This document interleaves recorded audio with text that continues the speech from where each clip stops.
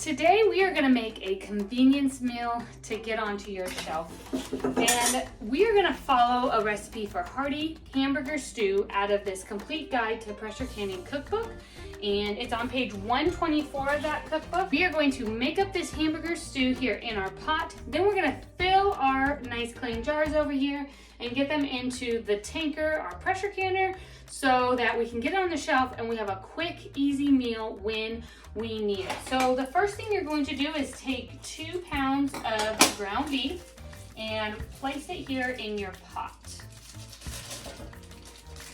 I have my stovetop onto medium here, and I'm just going to brown my burger. While my burger is browning, I'm going to go ahead and get the rest of my vegetables sliced up. You are going to want some tomatoes, onion, garlic, and potatoes. The other thing that you'll add to it is corn and green beans, which I will use frozen, so there's no prep work in that.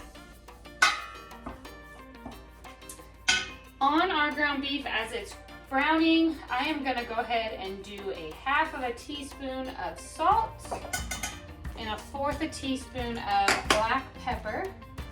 You can really do this to taste. If you don't want black pepper or you like more salt, you can do it to taste. But with all the different vegetables and spices and everything, it gives a lot of good flavor. So a little bit of salt and pepper is really all that I find that it needs.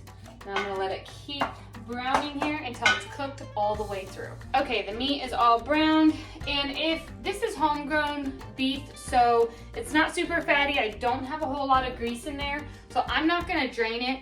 If you have a lot of grease in there, you'll want to drain your meat before adding on the next steps. I have a cup of diced onions here I'm going to pour in, and then 6 cloves of garlic, and I am just going to mince them up right on into the pot. Okay, now I'm going to stir this all up, and I am going to let it cook for about 5 more minutes before I add in the rest of the veggies, broth, and all of the spices. Okay, that's been cooking for about 5 extra minutes. Now I'm going to add in all of my vegetables. So I have here 4 cups of skinned and diced russet potatoes.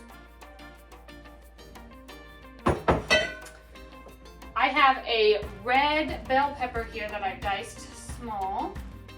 Now, I don't have any fresh tomatoes right now. The recipe calls for 6 cups of diced tomatoes. I don't have any fresh tomatoes, so I went ahead and put my frozen tomatoes from the garden last year, and there's 6 cups of those, and I'm just going to dump those right on in.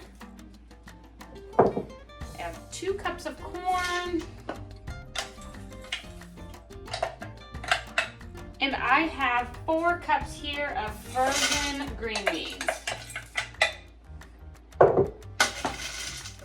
I'm going to give this all a stir and let it cook for about 2 minutes before I add in the broth and the rest of the spices and some tomato paste.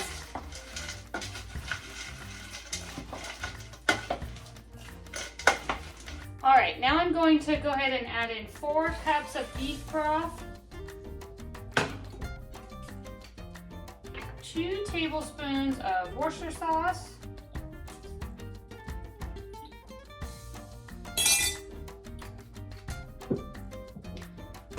1 teaspoon of oregano,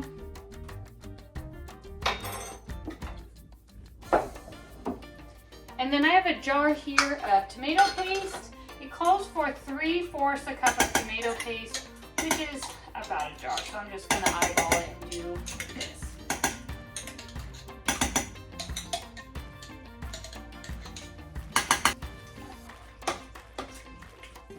And I'm going to let it cook for an additional 3 minutes. If you wanted to, there is an optional, you can add in 2 teaspoons of sugar. I try and avoid sugar in things like this. I don't feel that there's much need for it, so I don't put the sugar in. But it is an optional if you like a little bit sweeter of a stew.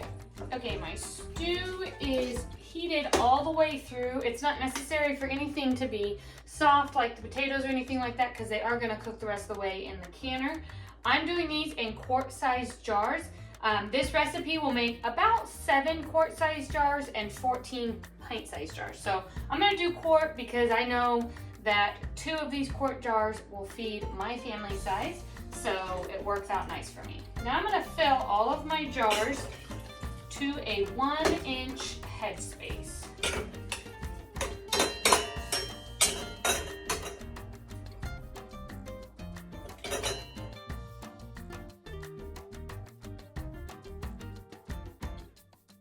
Okay, this ended up only doing 5 quart-sized jars, and then I had enough to fill a pint. So that's what I did. I will follow the instructions for the quart-sized jars in terms of how long I process it, but I'll go ahead and put that pint in with it.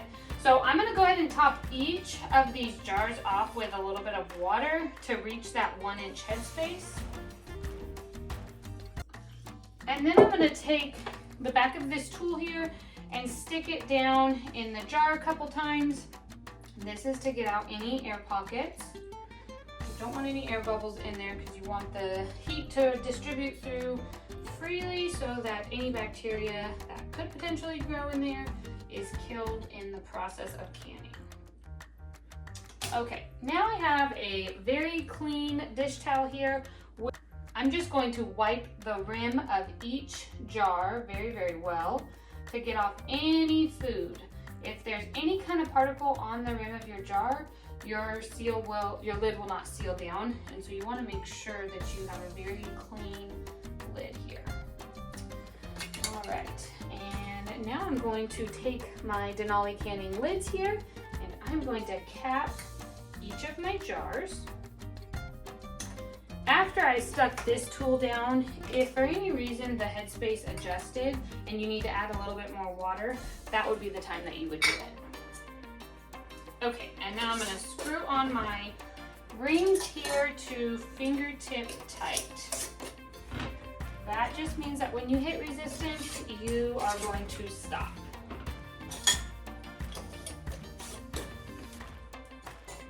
Now I will get all of my jars into the canner. You want to make sure that they have plenty of space in between each other and that they do not touch. So also you want to make sure that your water is just a little bit going up them but not completely submerging them.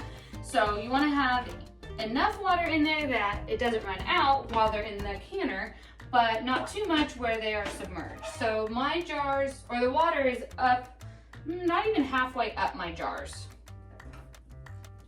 Okay, now I'm gonna go ahead and place my lid on and slide it into place. You'll notice that my weight is still on the canner. Using the tanker, it has an automatic vent in the handle here, so I don't have to do any more other than turn my stove onto medium, and I will let it go. It will vent itself and then seal off, build pressure, and once it reaches the appropriate pressure for my elevation, which I'm doing 15 pounds, then I will start my timer as soon as I hear my weight start to rock back and forth and jiggle. I'm gonna process these quart-sized jars for 1 hour and 30 minutes. If you were using pint-sized jars, you would process them for 1 hour and 15 minutes. Again, I have 1 pint-sized jar in there, but I'm gonna process at the quart-size processing time to make sure that it is safe for all the jars that are in there. The timer has gone off, so I'm gonna go ahead and just turn my stove top off. At this point, I'm not going to touch the canner at all. I'm just gonna let it come down naturally all on its own. Once it reaches 0 here on my dial gauge, then that's when I know I can wait a minimum, or I need to wait a minimum of 20 minutes before I open the lid and remove my jars. I usually let it sit for hours. The longer it sits and just naturally comes down on its own, the easier the lid comes off, and it's just easier all around.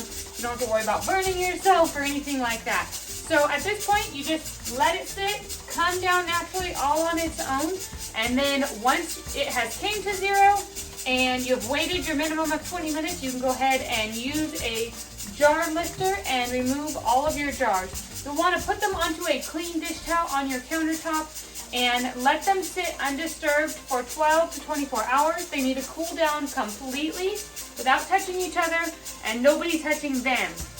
After that, you can check your seals, remove your rings, and label them with the contents and the year and get them on your canning shelf to be able to use anytime you'd like.